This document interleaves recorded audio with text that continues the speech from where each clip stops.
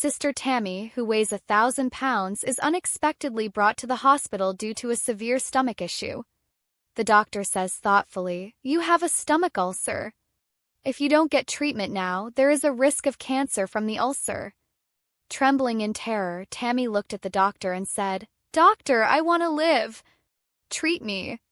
While everyone is worried and hopeless for Tammy right now, her strength of will and the doctor's cautious advice start to show the way to her recovery. The heart monitor's constant beep was the only sound in the hospital room. Tammy, who is often witty and bold, sat on the hospital bed with her hands gripping the edge as though she were clinging to hope. She was breathing shallowly and had a pale face. She had been at home only hours before, not realizing how bad things had gotten. An experienced doctor with a reputation for kindness, Dr. Matthews, peered over her chart with a frown on his face. With deliberate phrase choice, he said, "You have a stomach ulcer, Tammy. It's a serious ulcer, not just any ulcer. There's a chance it could turn into cancer if we don't take immediate action." Tammy's gaze expanded. A wave of terror that made her hands shake took the place of her normal laughter and carefree demeanor in that moment. She trembled as she whimpered, "Doctor, I want to live. Treat me, please." Her urgent words lingered in the air. Her family was pacing tensely outside the room, their features etched with anxiety. Her sister, Amy, clutched the hospital hallway railing, experiencing a sense of powerlessness she detested. She fought back tears as she whispered, "We can't lose her." Dr. Matthews put a comforting hand on Tammy's shoulder and nodded. "We will exert every effort possible. But Tammy, I need your dedication. Time, self-control, and bravery will be necessary for recovery. You're not by yourself in this." In an attempt to regain her composure, Tammy inhaled deeply. A spark of resolve lit in her chest despite the fear that was eating away at her. She firmly stated, "I'll do whatever it takes," as she looked directly into the doctor's eyes. "I'd like to fight. I wish to survive." The next few days were exhausting. The medical staff put in a lot of effort to treat the ulcer before it got worse, and Tammy had multiple treatments to stabilize her health. However, Tammy's determination was more important than the therapy alone. She paid close attention to the doctor's daily recommendations for diets, prescription drugs, and lifestyle modifications. She resisted the urge to give up every day when her body hurt and the going seemed slow. Amy remained at Tammy's side, providing encouragement, support, and occasionally a firm reminder when she started to doubt herself. One evening, she held Tammy's hand and murmured, "Remember why you're doing this. We will not allow this to prevail. You underestimate your strength." Tammy started to improve gradually, almost subtly at first. Her vitality increased, her color restored, and the small, then larger grins returned to her face. Her improvement was lauded by the cautiously optimistic doctor. "Tammy, your commitment is saving your life. If you continue, we can completely reverse this situation." With the help of her family, Tammy was released from the hospital a few weeks later. Although the experience had left its scars, it also made her stronger than she had previously recognized. This victory, her second opportunity at life, was the result of every scar, restless night, and terrifying moment. Tammy looked to Amy and smiled weakly but resolutely as she stepped out into the sunlight. "I haven't finished yet," she declared. "This is only the start." It was evident at that moment that Tammy's willpower and her doctor's cautious direction had created a road from despair to optimism, serving as a lesson that even in the most dire circumstances, bravery and drive may illuminate the path. But Amy Slayton took a deep breath as she knotted her sneakers as the early sun broke through the drapes of her Kentucky house. Months had passed since she had taken care of herself.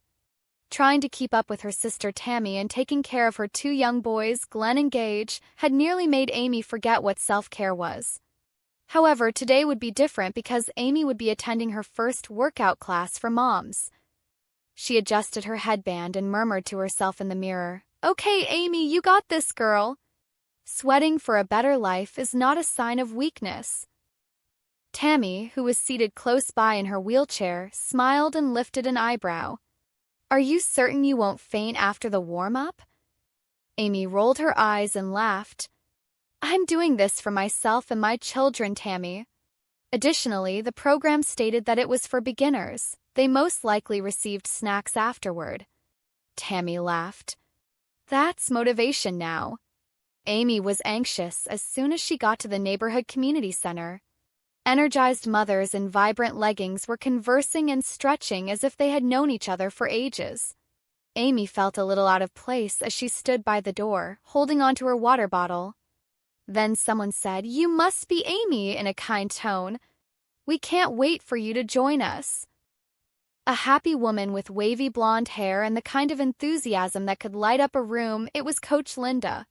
She handed Amy a set of light dumbbells and led her to a location at the rear. With kindness, Linda said, "Don't worry, honey. Everyone begins somewhere. Simply enjoy yourself and go at your own speed." Amy started to move as the lively pop song began, clumsily at first but gradually settling into a rhythm. Through doing some basic aerobic workouts, the group performed some arm and squat exercises. Amy always saw a smile on her face when she looked in the mirror. She wasn't worrying about scales or calories for the first time in a long time. Energy, happiness, and being a strong mother to her boys were on her mind. She was sweating profusely by the middle of the class. She was laughing uncontrollably while trying to keep up with the motions, and her legs felt like jelly. Jessica, a mother next to her, gave her a shoulder pat. "Amy, you're doing fantastic. You're quite energetic." Amy reddened. "Girl, I have a lot of energy if you mean that I'm going to pass out." Everyone in the room, including Coach Linda, started laughing. "Amy, that's the spirit. Hold on to it." Amy was radiant yet fatigued by the conclusion of class. She cleaned her face with a towel and reflected on how far she had come, from the times when it seemed impossible to go across the room to now being able to move freely among other mothers. Tammy was smiling broadly and waiting on the couch when she arrived home. "All right. You make it out alive?" Amy groaned as she flopped next to her sister. "Seldom. I feel good, Tammy, even if my arms are like noodles and my butt is burning." "Very good." Tammy gave a quiet smile. "Sis, you have my admiration. Maybe I'll join you the next time. Together, we can work out the Kentucky Fried Chicken."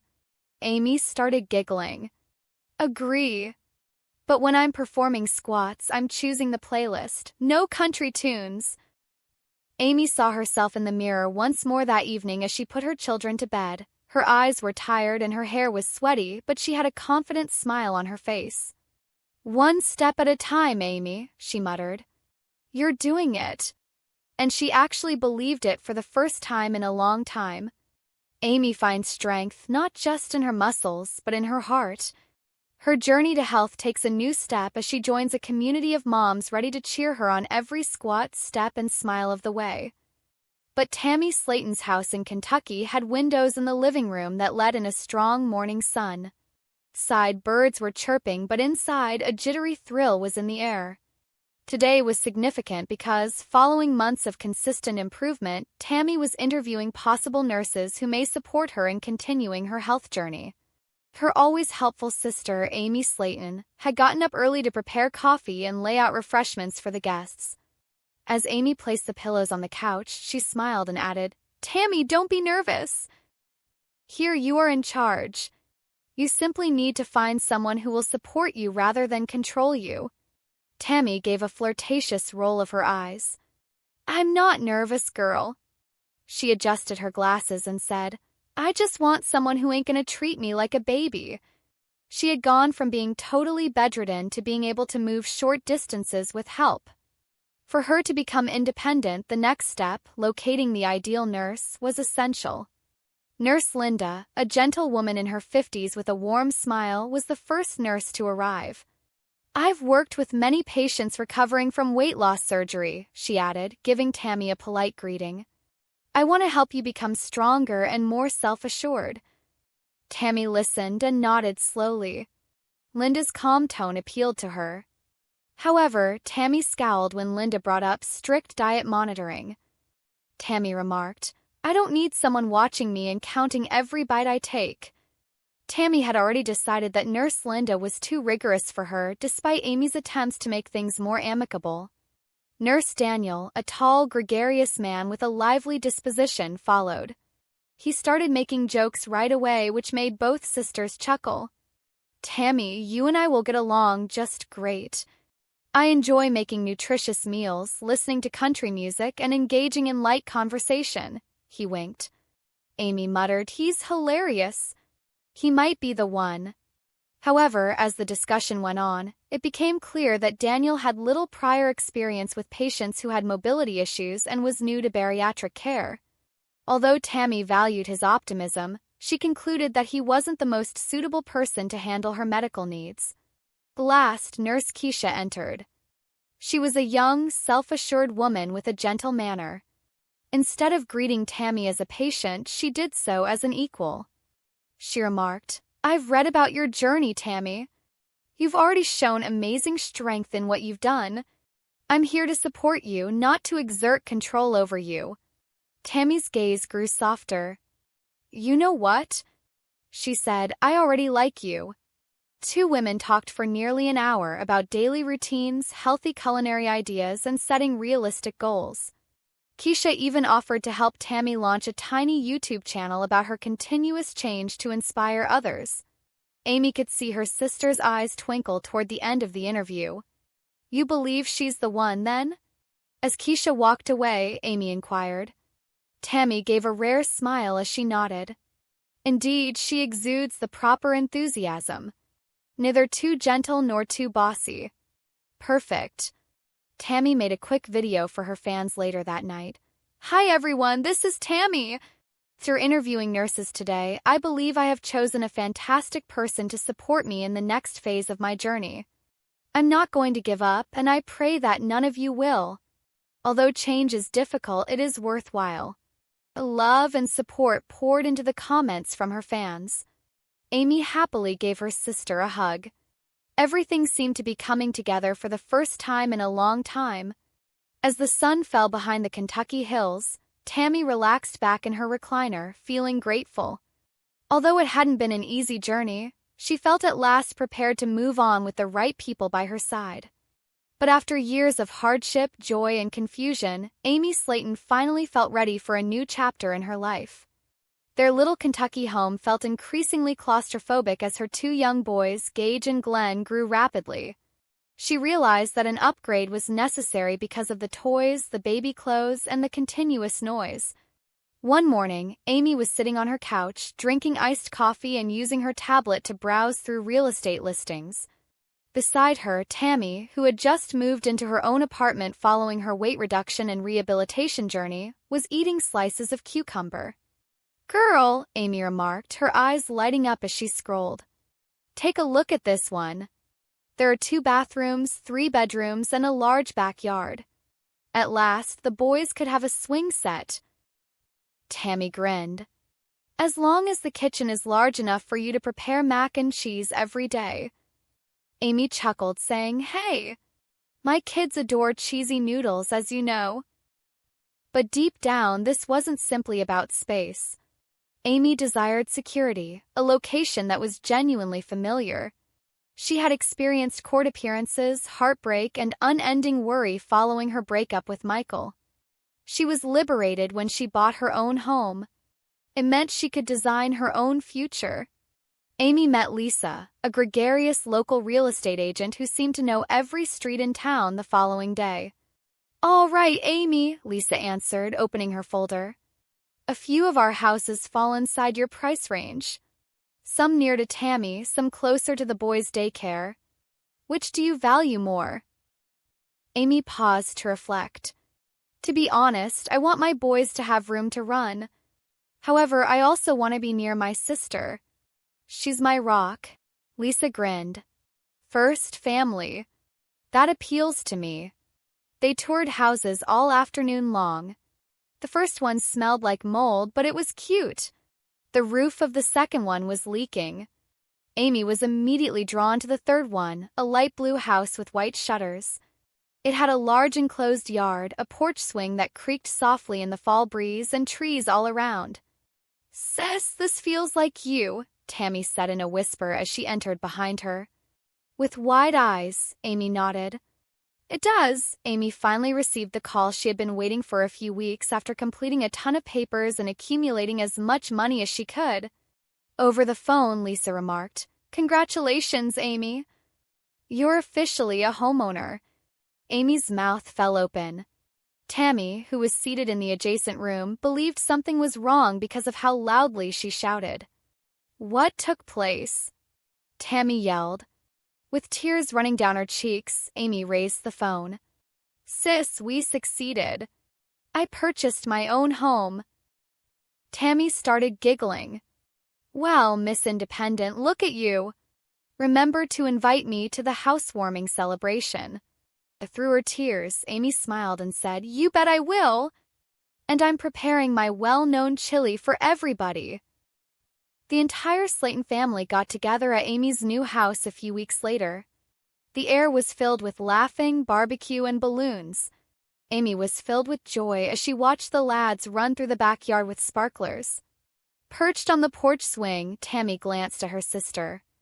Amy, you did well. Very good. Amy grinned.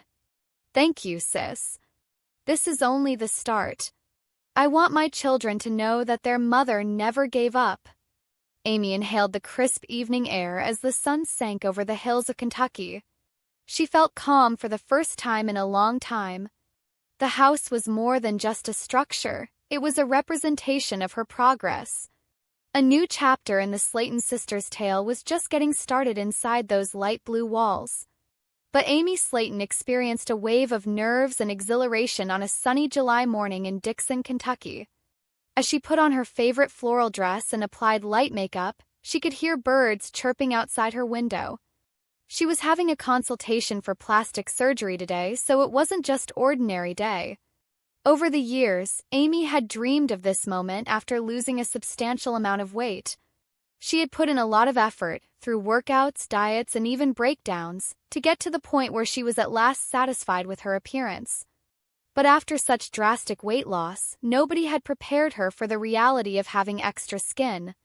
While correcting her hair, Amy told herself in the mirror, I've worked too hard to stop now. The next chapter is ready. Her sister, Tammy, was sitting in the living room looking through her phone. Amy, are you certain you want to do this? She looked up worriedly and questioned. Amy nodded, smiling faintly. Yes, sis. Vanity is not the issue. I simply want to be at ease in my own flesh, physically. Tammy laughed. Go for it, girl, if it brings you joy. Just make sure the physician is qualified. I don't want you to appear like a balloon animal when you get home. Amy started giggling. Hey, Tammy. You're completely mistaken about that. Before leaving, the sisters had a nice laugh together. The nerves returned when they reached Bluegrass Aesthetic Clinic. There was a subtle scent of disinfection and lavender in the waiting area. There were photographs of smiling ladies who had successfully transformed, glossy publications, and a soft musical playlist. Her name was immediately called by a nurse. Amy Slayton? Amy got to her feet, inhaled deeply, and trailed the nurse into a consultation room. Dr. Lindsay Carter, the physician, gave her a cordial greeting. Hello, Amy. I've heard about your amazing adventure. Congratulations on all of your accomplishments. Amy blushed as she answered, Thank you, ma'am. I am proud of my progress, even though it has been a long journey. Dr. Carter gave a comforting grin. So, let's discuss what has brought you here today. Amy talked about how she battles the sagging skin on her thighs, stomach, and arms. Simply said, it's uncomfortable. Even though I feel like I've put in a lot of work, I can't really appreciate it. I want to play with my children without having to worry about my skin getting in the way or hurting. Dr. Carter nodded after paying close attention. That is entirely comprehensible. Through significant weight reduction, what you're describing happens rather frequently. Without a doubt, we can make you feel more at ease and confident. The doctor thoroughly explained a number of operations, including body contouring, arm lifts, and stomach tucks. Amy listened carefully as she inquired about the expenses, hazards, and recuperation time. Amy started crying as the doctor showed her a computer simulation of what her body would look like following surgery. "Isn't that me?" she muttered. Dr. Carter grinned. "Yes, that might be you. You've already accomplished the most difficult part, reducing weight. This would only assist you in completing your metamorphosis." Amy left the consultation feeling lighter on both an emotional and physical level. In the car, Tammy was waiting for her, snacking and grinning teasingly as usual. "All right. Will they treat you like a Kardashian or something?" Tammy made a joke. Amy shook her head and laughed. "No, only the Amy Slayton approach. The one where I feel like myself again at last."